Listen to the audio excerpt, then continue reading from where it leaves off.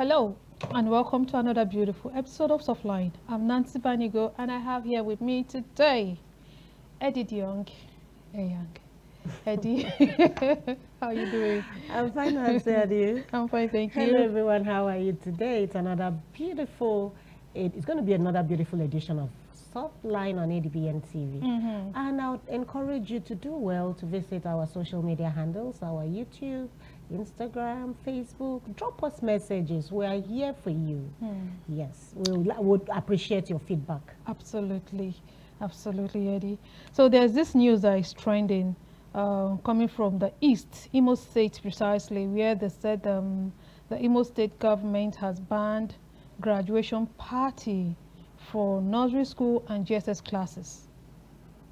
When I saw this news, I was kind of excited, because in the past days, we've seen parents complaining so much about how private schools especially are beginning to, make it a norm for someone who is even in nursery 1 going to nursery 2. There has to be a graduation party. And these things don't come free. It's taking a big financial toll on parents. So when you saw this news, Eddie, what was your take? Are you for or against? Should it continue? I'm neither here nor there. Oh, really? Yeah, and ask me why. Why? Because the same parents who encouraged this graduation party are the ones frowning. So when the resources were there, when the economy was smiling, and you had the finances, you're encouraging this. Yes, that's the truth. Oh my goodness! No. No, Nancy. Did you see anybody encouraging yes, it? because they were enjoying it. They were enjoying it and encouraging it, because if they're frowning now and complaining, if they had done that before, when they could afford it, exactly. And you see, situations make things, they say necessity is a mother of invention. So private schools were looking for ways of attracting attention, making parents feel like private school is the best, they offer best and all of that. And for parents who like this pomp and pageant kind of thing, they jumped at it because they wanted an opportunity where they could showcase. And for them, imagine your toddler who barely can write or do anything, being putting on a graduation gown. I mean, it's so funny. And then you pay everything. Oh my goodness, it's the payment that is the problem. It's the payment that is the problem. You see, and like it's so annoying that they are going to keep. They have this what they call it, dressing code. You have to dress in a manner. You have to dress in a certain way. Not that you just dress casually and go for these parties. You have to dress a certain way. And some have a lot of activities, I told you. They could have dinner, award. All of that is creativity. Oh, goodness. But I want to thank the Imo State initiative of the Imo State government. And I would also encourage that other state governments and education stakeholders key into this, at least in a time like this, to help parents. Because some of them are helpless, actually. You think you like the school, the curriculum and what they offer, but then these other packages, you are there. You can't say no to it because your child is there. You probably went to that school, not because of the graduation, but because of their curriculum. But here you are trapped with the other activities. You can't say no to. I won't be part of it. All right, so another thing they did that people are applauding them for is the textbook. The textbook, yeah, they restrict yearly textbook changes. So, I mean, this one I'm so excited about, because all through my preschoolers, my children, I was buying different. Back in the days, you use your book. Your younger ones come to use it. That's how it used to be. That is how the it grew up. contents don't change. Yeah, and even some of the books these days, so many typographical errors. Oh my goodness! The information is not even. They have the right inside the textbooks. So the person coming behind you cannot use that textbook. So it's just like one of something. You just use it and then you dump it, and that is all. And then the following year, parents are forced to buy this same set of textbook. Yeah. It was taking a big toll. So I'm so excited about this particular one. You're excited. Are your children in Imo State? They're not in Imo. No. Okay, so you we should be excited for one good news somewhere. Okay, so it's going to come this way. And funny enough, my kids are no longer in that level, but I'm excited because I know a lot of parents. It's going to be a relief. Yeah, to so many parents, And then there's this trend that is also coming up now, prom. prom is not our culture. But I see so many schools. I don't know if you watched the last one. There's one video trending where a school, primary, secondary school graduating, they went for prom and they came in. Oh my goodness! You need to see this video. They came in all manner of exotica you can think about. They were dressed that if not that we know what the occasion was, you would have thought again when you looked at them. Are these actually secondary school students or adults? You know, because they were so dressed in, I don't even know how to describe it. So like, you know, now flamboyantly, like children who have now already we have some schools have started with this tradition. Some parents are enjoying it. By the time it becomes a popular thing, I'm sure they will come out again to cry out. So it is better now we start frowning at this tradition. It is not part of us, even though we are enjoying it. But I don't think any parent should be put under pressure because your secondary school student is graduating. You want to have prom celebration for them and all that. There again, it could also be the parents' decision and choices, because I've seen schools where during graduation they are asked that the children, you know, they are strict on the dress code, no makeups, no this, and then the children, the parents are agitating that they should allow their children. They are done, you know. So sometimes the parents actually want this. Some parents, pardon me, not all parents. Some parents want this. You know, when they talk of graduation, the graduation is quite different from the prom. You know, the prom is like an after party thing. Yeah. So they come ready. They celebrate. They do it in some schools, yeah. So I'm trying to say we should kick against it. Kick against the prom. We should. Well, we should kick against it. I think I don't kick against it. It would be the choice. So, but we can encourage. It shouldn't be compulsory. So we can encourage parents and tell schools it's not compulsory. So any parent and child who wants to take part in it, fine, and you feel you have the wherewithal. But let it not be a compulsory thing. And for those who can't afford it, please don't feel slighted. Don't it is better we don't have it than saying if you can't afford it. Because if you are in a classroom and there's a prom party, I mean, it will look somehow if you don't attend. So it should be a no-no. It is not part of our culture. The graduation we know for SS3 graduating, leaving school, it's okay. That party is enough. But bringing this prom in with this tradition of coming in with executive cars and all that, I don't think we should throw that line. It's a no-no. It's a no-no for me. All right, so we'll go on a very short break and we'll be back to introduce our guests as well as our topic. Stay with us. We'll be right back.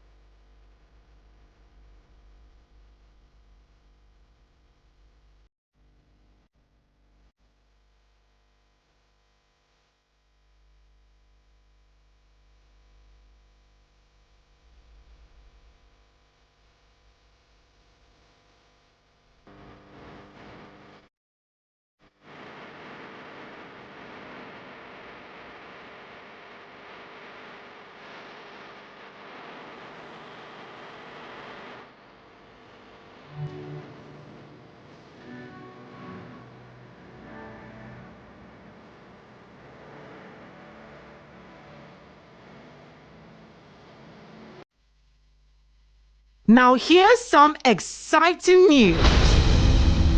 ADBN is everywhere you are. Stay connected with us across all our social media and streaming platforms for exclusive news updates, captivating stories, and more. Join the ADBN community today via our various platforms on Avo TV app, ADBN channel 121, Niger TV app, ADBN TV, Limex World TV app, ADBN TV. Get the latest news straight to your phone. Join our WhatsApp channel. Just search for ADBN TV and hit the follow button. Turn on your notification to stay updated and never miss any part of the experience. Stay in the conversation with us across our social media handles on X at ADBN_TV, Instagram at ADBN_TV, Facebook ADBN TV, YouTube ADBN TV_NG, and keep visiting our website on www.adbntv.com.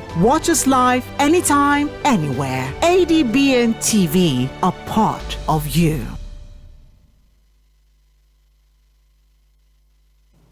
Welcome back and thanks for being there. So parenting is a complex journey filled with hopes, dreams, and expectation. Many parents envision a bright future for their children, but often there's unspoken expectation that children will reciprocate the care and support they receive. In some culture, it's even expected that children will take care of their parents in old age. However, reality often paints a different picture. Children grow up with their own aspirations, priorities, and challenges. The gap between parents' expectation and reality can lead to disappointment, misunderstanding, and strained relationship. Let's explore the intricacy of parent expectation versus reality and the emotional dynamics that comes with it. So now joining us for this discussion is the pathfinder herself, a life coach, Reverend Kikelomo David, aka Coach Kicks. Pathfinder. Yes, sir.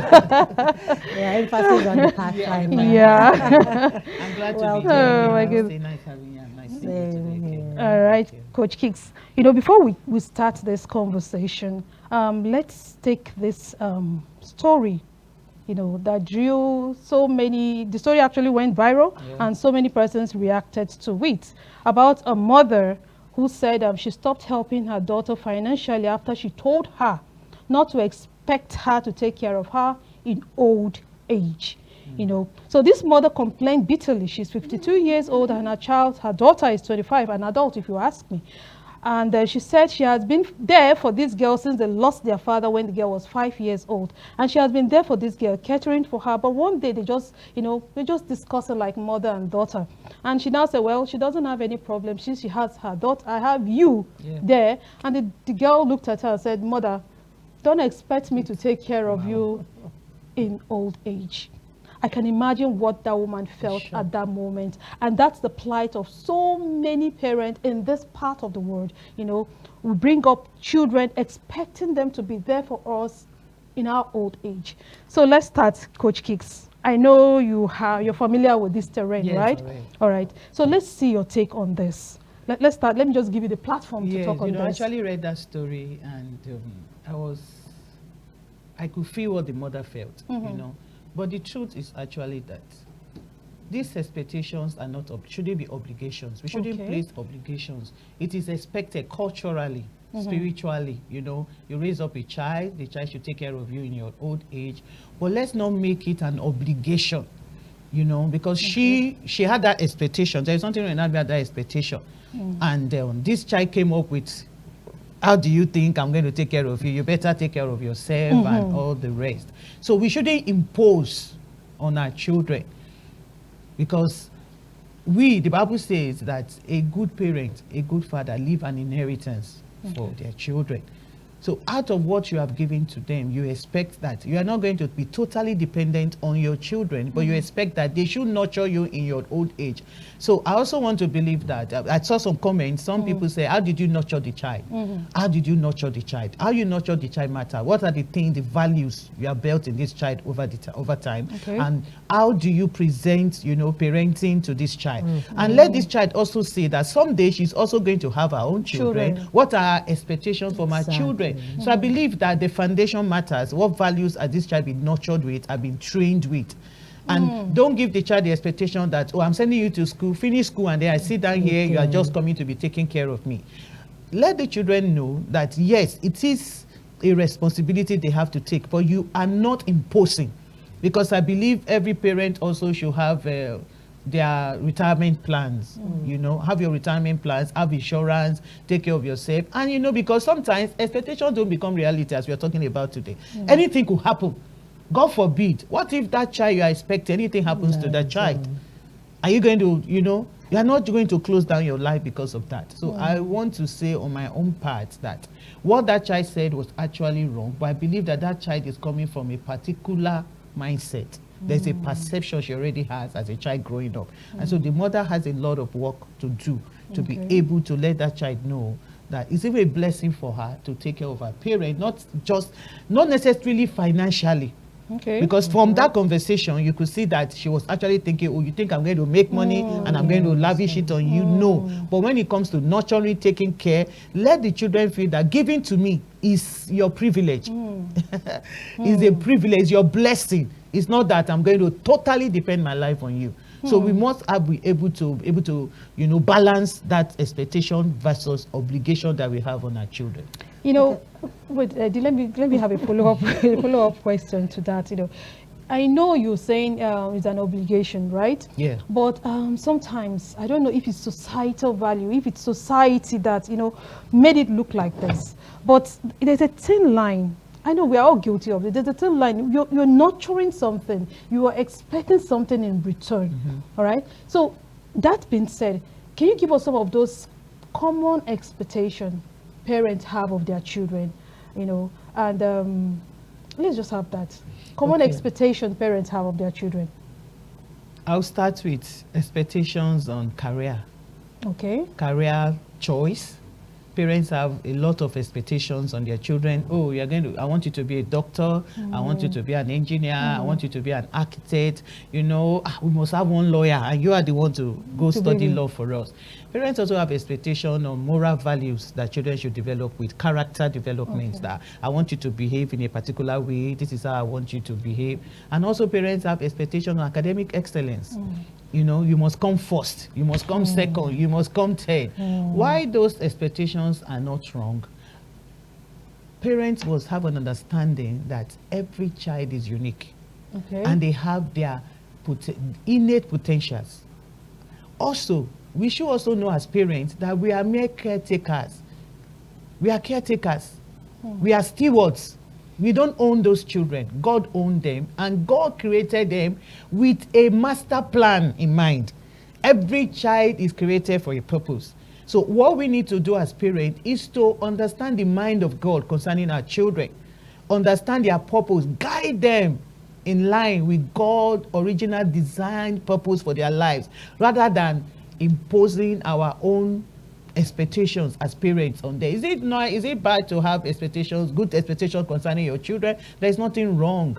There's nothing wrong. But let everything we're doing not be out of control.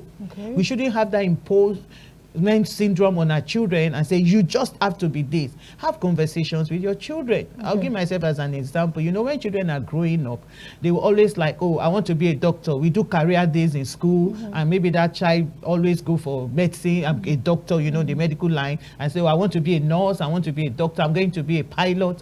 And as they grow up, you know, they begin to have a better understanding. You begin to see what they have passion for. And some of them comes and say, oh, I don't want to be a doctor anymore. I want to be this. I want to go study agric economics. And you're like, what do you mean? You have to. I send you to this big school so you can. You know, so what I did was have conversations. Expose them to what do you like? Why do you want to do? And one of the things I did was, okay, what's the vision behind this? Create a vision board in the next 5 years, 10 years after graduation. What are you going to do with this? And from there, you could see that this child knows where she's going to. So rather than impose that, oh, I've already thought you are going to study medicine, you are going to study this, I advise parents, have conversation, dialogues with your children, and also observe them closely. And then guide them in the direction of God's design for their life and in the direction of their passion. All right. Adi, you want to come? Yeah, so Coach Cakes, thank you. Yeah. You know, it's a very dynamic and sensitive issue we're talking about, and it's a topic which we have to be deliberate and careful in our perspectives. And, you know, so if I want to draw inference from the few things you have said, first, you know, you said, going by the video, the girl was wrong to have said that. Probably she was imagining the financial implications of it. And then you just quoted a Bible portion, which I wanted to also make reference to. You know, so I think parents should be addressed, first of all, concerning this, because you just, from that Bible passage, God is the one who will reward you. That's it. That's what the Bible says. So at what point did parents miss this? Because I know before now, parents had this opinion and drove these into the minds of the children. You know, children were seen as insurance. That's okay, I'm putting everything, my resources, my investment, am I expecting to drop? Exactly. So how, okay, so when did the narratives change? What brought about that era where parents felt the children were, because I know some parents have also grown out or come up to understand that, oh no, this is not working. So how can we balance that phase of where children were insurance, where parents did, and then the norm and the current thing now, where the children have also realized that I don't need to be my parents' insurance. Yeah, what actually happened? The transition, between that era and now. I believe that, you know, children also have their own dreams. They have their goals. They have their vision for life. And so as they grow, they begin to see their own future. They begin to plan their own life. And so they feel like, oh, how do I carry this baggage? You know, I already have, I'm looking towards a family. I want to run this career. By 30, I want to be able to achieve this. I want to be able to achieve that. But like I said, I want to believe that the values with which we raise our children matters a lot. Exactly. Okay. Because if you paint a picture, I want to look at maybe like this particular story, the mother and the father are not together. I don't know the impression that has been created in the heart of that girl about the parent. Okay. So it's not something you just read the story and you begin to conclude. There are a lot of foundational things that we might not be able to say. We don't even know. Yeah, but then she was quite young when the father died. 5 years, I mean, it's still... Of course, as she grew, she must have been asking, what of my dad? Oh. What happened? Where is that? You know, and out of the pain and the hurt of the mother, you don't even know what she had said to the mom. And you know, sometimes you can be telling that child the other party is not good, and that child feels that I love him all the same. Or the father tried to paint the mother bad, and she still feels I love my mother all the same. So all those things create this, you know, a lot of things in the heart of our children that make them come to a point, you know, they are able to, they come up with things that you'll be shocked at their conclusion. And if she didn't talk with that girl that day, they didn't have that conversation, she wouldn't know the mindset that child is going up with. So now that she knows, I would advise that she shouldn't conclude and judge, because she said, I'm not going to spend my money on this child again. I'm not going to pay your school fees again. No, it doesn't end there. You now see that I have to work on this child.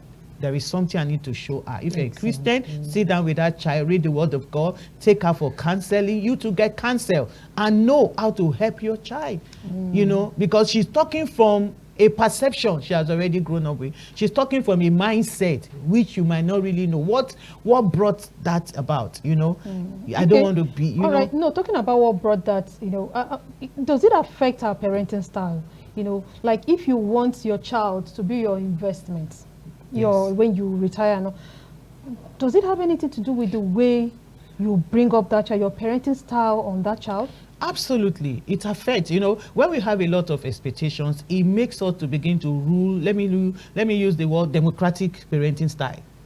You know, or you know, you begin to impose your own will on this particular child, rather than use democratic, or you know, you begin to use authoritarian. You begin to tell the child, this is how you are going to do. You are directing that child because you have a selfish motive. You have a personal motive. You want that child to live according to your own dictate because you are having expectations. Okay. It's definitely going to affect your parenting style, how you relate with that child, how you control. We control when it comes to such things because we want the child to be to live according to our own patterns and cultural expectations. Okay. Sometimes cultural expectation and societal expectation is what make a lot of parents to impose certain things on their children. Sometimes comparison. We want to compare this child with this other child, this family with this other family. It affects parenting style. Absolutely, it does.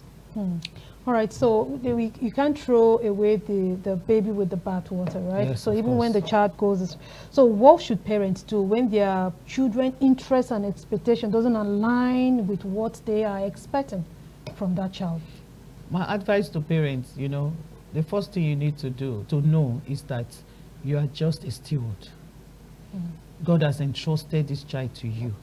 And God that designed this child, he said to Jeremiah, I have formed you, I have ordained you. I know God has a plan. Everyone that comes to this earth, there is a God ordained pattern. Plan for that child. There is a master plan. There is God's purpose that God has. That child is created and born for a purpose.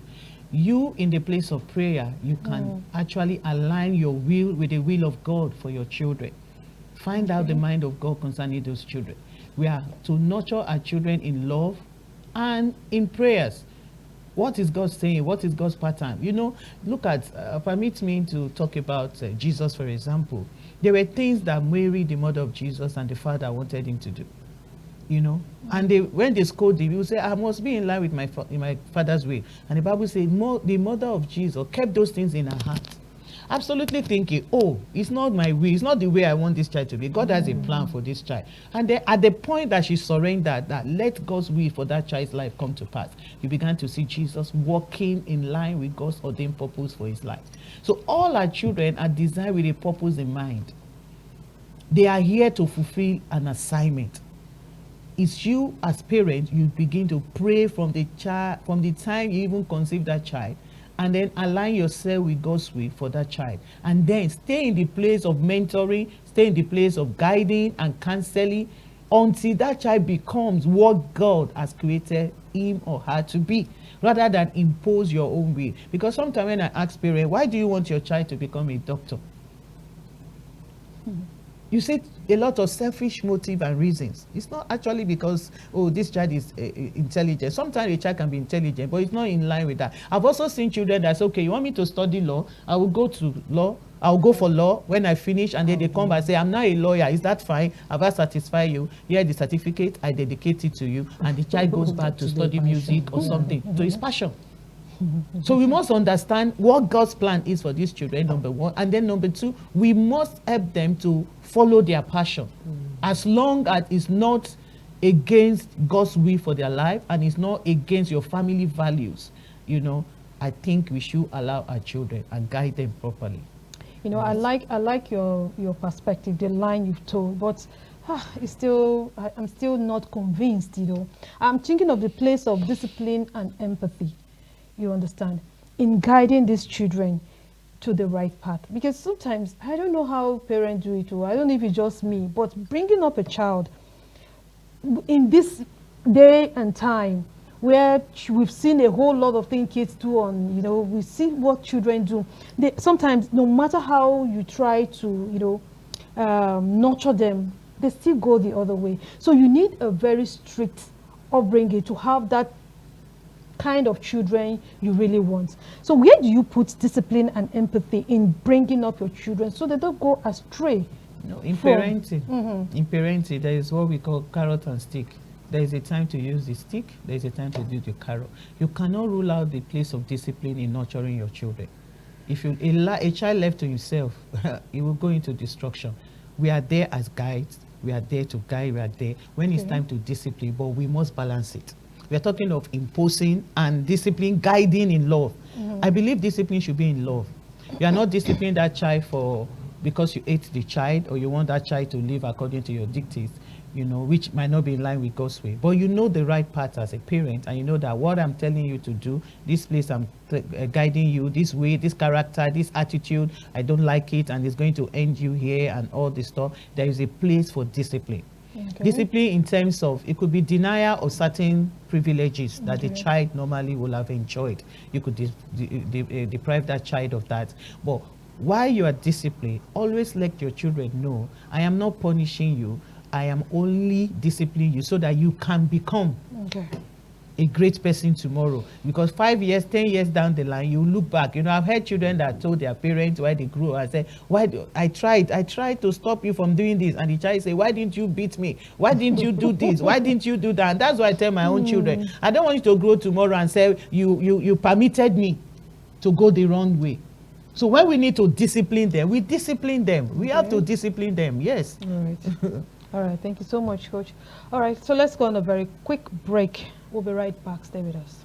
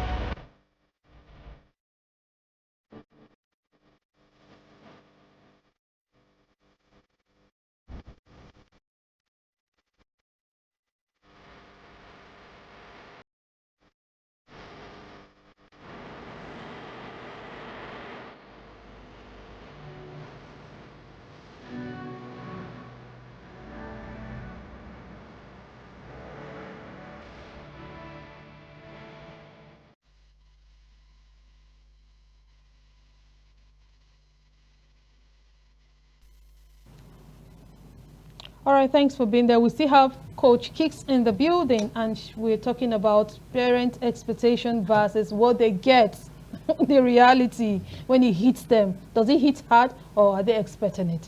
Well, let's take some few tweets, and we'll come back to our guests. All right, we have the first tweet here. I think that's the only one we have. And it's coming from Up Pity. It says, you actually can't apply the same expectation to your kids that you apply to your romantic partner. You need to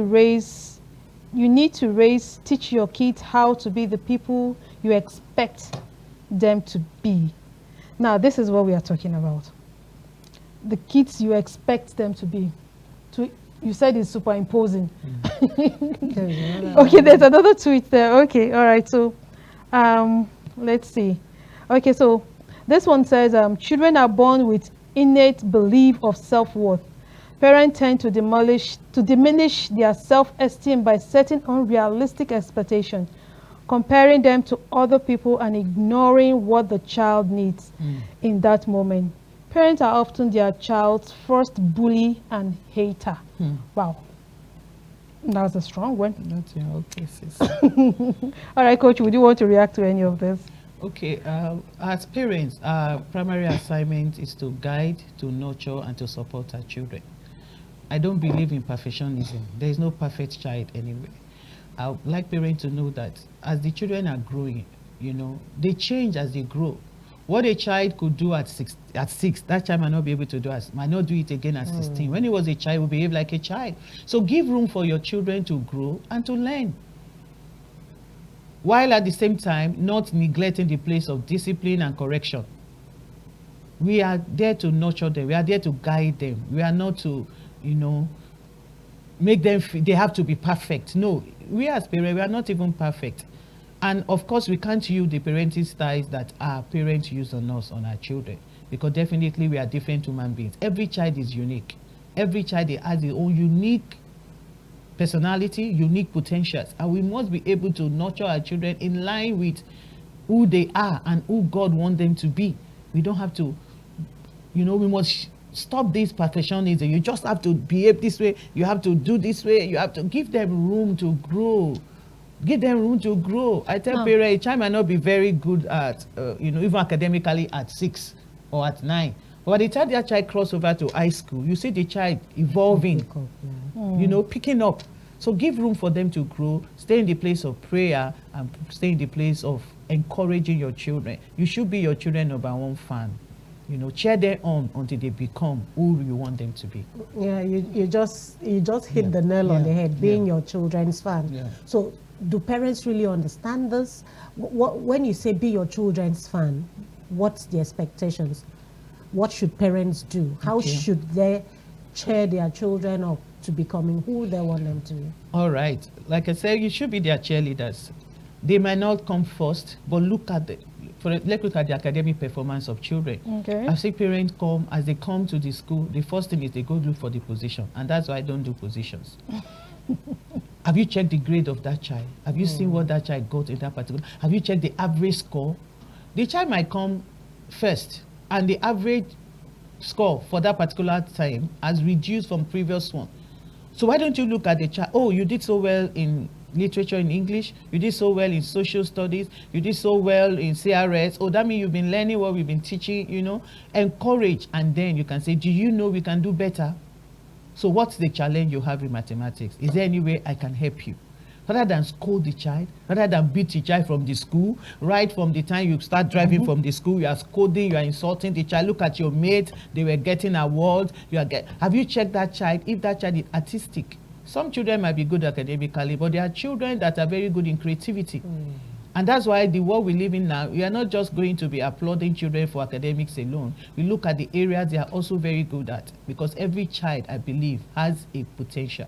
And we must celebrate the potentials and nurture them to develop into what will make us happy as parents. There are influencers we know in our society now. Some of them are not professors, some of them are not doctors, but they are doing well in their field of choice, their field of endeavor. So we must encourage our children. Okay, look at, for example, having me to use Vicky James. Imagine that while she was growing up, the mom said, no, you must go to school, you must read law. Will we be hearing of Vicky James today? I don't even know if we will. But she chose the fashion line and she developed herself. She was nurtured, she was encouraged, and who she is today. Look at Moses Bliss. We have a whole lot of them, you know. So I pray that parents, God will give us that insight to be able to nurture the innate ability that God has put in our children until it becomes the world will begin to seek after. Okay. So, you know, interestingly, I mean, this is a topic that we need more time to absolutely. Really, absolutely. We can't exhaust. But let's see how we can, you know, play around it and then maybe get some very vital points. Now, you see, parents feel dissatisfied when their children do not achieve or meet their expectations. So what would you say to parents? What's your advice to them? What would you say to them so that they understand exactly what we're talking about, expectations versus reality, how they can accept the reality of their children and let go without bitterness or hurt the expectations they had about those children? Okay, like I've said, you must identify the uniqueness of your children. Find out their uniqueness, where they are good, what they are good at, and help them to build on it. And become great. They might not be when your expectations are not met, the reality comes. Embrace the reality. Celebrate it. Celebrate their little wins. Celebrate them in that area where they have done well, which is not where you want. Even some parents even decide when children marry, I want you to marry at so age. I want you to marry this particular person, you know, and the child does not. See, you won't be there for life, all their lives. That's the truth. At some point, you will exit their life, and they will have their own life to live. Just like your parents helped you, allowed you to live your life, I will encourage parents, please live your life and let the children live. Guide them to a particular age. The way you will parent a toddler is not the way you parent a teenager. The way you parent a teenager is not the way you parent a young adult. At that point, you allow them to make choices, but you guide them. You advise, you counsel, you don't impose choices on them at that point. You know, I'm glad you're saying this, but let's also look at the other side of the coin. We've seen children who come out and say, I'm glad my mom handled me the way she handled me. I'm glad she didn't allow me to the path I wanted to. All right. So they said what an adult see sitting, even when you climb the tree, you won't see it. So now you have seen that, okay, this is the right direction for my child. And that child is saying, no, I want to go this. Would you as a parent, knowing fully well that if your child goes the other way, he's definitely going to meet some doom there, would you still allow this child, because you're saying allow this child to be what God has created in them to be? Now you have seen, would you still go ahead and allow that child? You know, we are talking about realistic expectations here. We are not saying if the child is toiling a bad path, you should allow that child to go that path. No. Okay. If you know there is danger ahead of time, you need to draw that child back. So there is a time you have to be forceful about it, knowing that where this child is going, you know. I stumbled on a movie. I'm not a movie person, but one of the days I was with my kids and they were watching a particular movie, and we know I was just like some lines there, you know. The lady in particular wanted a guy who is like an armed robber, you know. He steals but he brings a lot of money to her. And then she had another suitor that had a good job that wanted to marry her, but she didn't want to. You know, the mother planned for police to pick up, arrange the guy, monitor, got information from the girl, the places they go to operate, and she was the one that gave the police the information to pick up the girl. I mean the guy, you know. And the girl cried, but eventually after many years she found out that the mother was helping her, because how do you come and tell me you are marrying someone that doesn't have a job, is doing this, is doing that, it's not good for our family, you know. So when it comes to such time, that situation, you know that this child is actually toiling the wrong path, you have to stand your ground as a parent and do all you can to stop that child from going into destruction, because at the end of the day you will have a part to share in the consequences.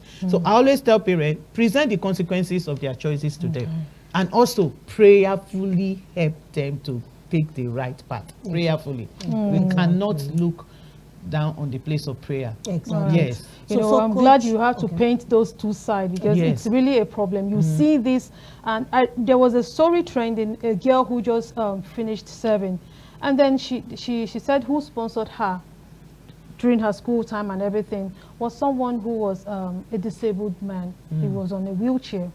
Now the mother doesn't want this man to continue with her, and then she came on social media crying that this is someone who has been with her all her life, doing all this, doing all that. So now that she has finished, she has graduated, she has finished the service, her mother wants her to, you know, marry this other person, and she doesn't want it. And you know, it was a whole thing because she exposed her mother, you know, they were there planning and everything. So in that case, I could understand the woman's pain, you know. She doesn't want her child to be associated with this person because of his probably physical appearance and all that. But here is a young woman who says it is this person or nobody. So you allow the child at this point to go ahead and do what he or she wants. So your narration has taken me to the question I wanted to ask. Okay. All right. Parents modeling a lifestyle that could encourage the children Absolutely. to meet up with their expectations. Okay. Yes. So let's come back home, because all of this drives back to what the children see at home, the experiences they have. It forms their opinion and decisions. So what would you say to parents, either single parents, couples? I mean, you know, in our culture, every parent believes their children should do better than them. Our children, for me, my greatest prayer and beliefs are always that my children shouldn't go through the pains I went through. exactly. Okay. They shouldn't struggle the way I struggle. Exactly. Even though I know that they must just go through life the way it is. You know, we don't paint to our children that, oh, life is all rosy. No, there are ups and downs. Now you teach the children to be able to navigate the ups, the downs. Now, I do not expect that the children should go the path I went through. And your question again was that? How to model Parenting, yes. How to model the good life. Children have moved from do what I say. It is do what I do. They are watching. They are watching us. We are our children's #1 model and teacher. We must model what we want them to be. We might not have had the nurturing we want them to, we were while growing up, but there are certain things you cannot impose or your children are watching. In marriage, they are seeing the way you do at home. As a mother, you have boys, and your boys are seeing the way you are beating their mother, you are insulting their mother. I was watching, I stumbled on a reel yesterday night. You know, a man was talking about how men should treat their wives, so that their sons will know how to treat their wives. You know, he said respect their mother, treat her well, and you know, he said quite a lot of things. So whatever you want your children to be, you must model it from home. They say charity begins from home. Whatever you want to see in that child when he becomes an adult, it starts from home. If you want them to be prayer giants, spiritual giants, have you modeled parenting to them, a prayerfulness to them at home? Do you pray? Do they see you pray? We say you have to pray. But Daddy, how many hours have you prayed? Do you read your Bible? Do you read your Bible? You know, don't do this, but you do the same thing you ask them not to do. So whatever expectations we have for our children, it must start with us modeling those things. All right, so when does expectation fail? You know, I know parents go through hard time, heartbreaks and all that. Are there strategies that you can, you know, say for parents to help them cope in those situations? Life happens. As long as we are in this life happens. You just have to pick up yourself. You know, like the mother that we started from, that story of that woman, that rather than being heartbroken, I always say, go back to the drawing board. What can you do? So when your expectations are not met concerning your children, please don't die because of that. Because they still need you. Even in their errors, your children still need you. So stay in the place of prayer, work with people that can find encouragement. Encourage yourself. Find a place to encourage yourself.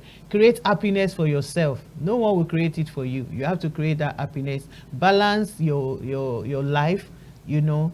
Now, because a time will come, like I remember one of the conversations we have here, you know, we're talking about when children grow and begin to leave you, and some parents go into depression, you know, because you are going to be feeling lonely. You start planning your old age now. A time will come, those children will not be there. They will go and start their own life. I advise that. Create something now, that when you are old, you have something to fall back to. You won't be waiting for children to carry you from city to city. If they do, it's fine. But you don't be a liability to your children. I want to say that emphatically. Please do. Because some parents find it hard to let go. You have to let go. You have to, like I quoted the Bible. The Bible says a good man leaveth an inheritance for your children. I know parents that even now their children are married, they are working, they still support their children. They still support their children. Is it wrong? It's not wrong. If you have the money, if you can support outside, why can't you support your children? And then you see the children too already planning for their own children. So it runs in the family that way. So if your children don't meet your expectations, if it's not something that is so heartbroken, even if it's heartbroken, pick up the pieces of your mind. Stay in the place of prayer. Stay in the place of faith. Stay strong and trust God. And I also want to say, things can change. Yeah.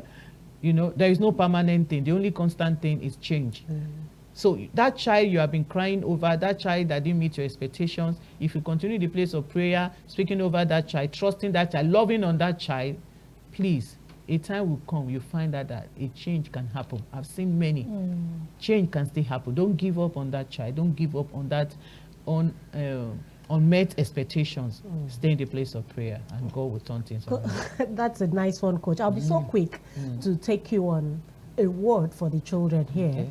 Because the children are also faced with expectations. Absolutely. Career expectations, marriage expectations. I think in the life of a child, those two weigh heavily on, it takes a toll on them. So what do you have to say?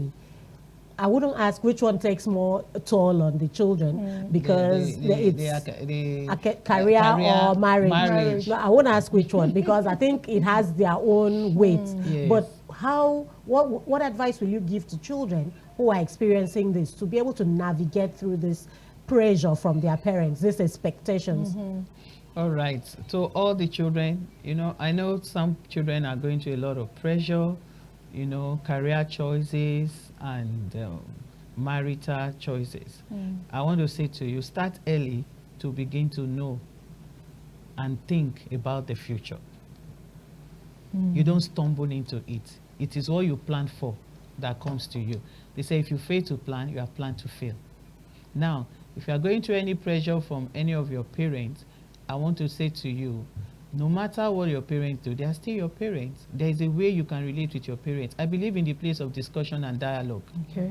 You could meet your parents, talk it over, let them see your sides, and then if you have someone that you know can reach out to your parents on your behalf to talk to them and let them know. you know, because it is expected of you that no matter how your parents impose them, you still have to respect them. You don't want to disrespect them, you don't want to dishonor them. So in the place of career, before you choose career, don't choose your career based on peer pressure. Don't choose career because it's a norm or because someone wants you to study it.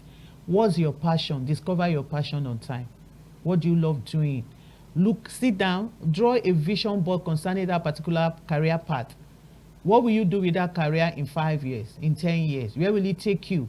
When you look at where you want to be in 5 years, in 10 years, it will guide your career choice. And also, don't neglect the place of counsel. I know that a lot of schools have career counselors. Seek advice, seek counsel. In the multitude of counsel, there is safety. And when it comes to marriage, open your eyes. They said love is blind, marriage is an eye opener. Marriage should not open your eyes. Let love be open. Open your eyes first before you make choices in marriage. All right, thank you so much, Coach. Well, before we go, you know, going back to that story that brought up this whole, you know, when you go to the comment section of that story, you see a whole lot of persons say so many parents lost themselves in bringing up children. I've seen someone say, I gave my youthfulness while raising children and all that. And so when you get to that point where it seems as if there is no way for them again, that is where the dependent on the children tend to come in. Now, what advice would you give to parents to be able to plan their retirement, to be able to plan that, so that when they get to that point, even if the children don't come up with those things they're expected to do, it won't be a big problem for them. Yes. All right, even in the process of bringing up children. Yes, you know, there was something she said that a lot of parents say raising their children as an investment, so that when they grow, you know, they have a place to draw from. I won't support that. Like I said, you need to have a retirement plan. While we were growing up, you know, we were raised with this idea that, oh, you have to support your family, you have to do everything, raise your children. But do you know that while you are raising your children and you don't have a retirement plan, you don't have a savings plan, you don't have a plan for the future, those children you are even trying to raise can come tomorrow and say you didn't do well. That's the truth. So while sending your children to school, I am an advocate of savings. You must save for the rainy day. While you are raising your children, don't lose yourself, because when you sow, you should reap it. But when you pour all out and you don't even find time to, it's only when you are good, when you have enough that you can give out. It's only when you are healthy that you can be of help. So while raising our children, we shouldn't lose ourselves. Take care of your health, your physical health, take care of your emotional health. Don't lose it all because you are raising children. It's only a healthy mother, a healthy father that can pay children's school fees. So while we are raising our children, we shouldn't lose it all. We should take care of ourselves. We should believe in savings and don't spend it all. There must be a place for retirement plan so that tomorrow, even while you are growing older and you don't have the strength to run around when you were younger, there is always something. And I also want to advise investment. There are areas of investment you can put your money. You know, real estate is there, you know, and quite a lot of them. So think of something you can invest in and know that as the day goes by, there is always something you have to fall back to. All right. Thank you so much, Coach, for this wonderful insight on reality versus expectation. Eddie, we have to go. All right. We have to go. I think we've had enough for today. Yeah. So if you prompt me, our time is up. If you prompt me, our time is up, and we won't be able to take it. All right. Like they say, parents may have envisioned perfect path for their children, but reality often tells a different story. While expectation can guide, they shouldn't become a burden.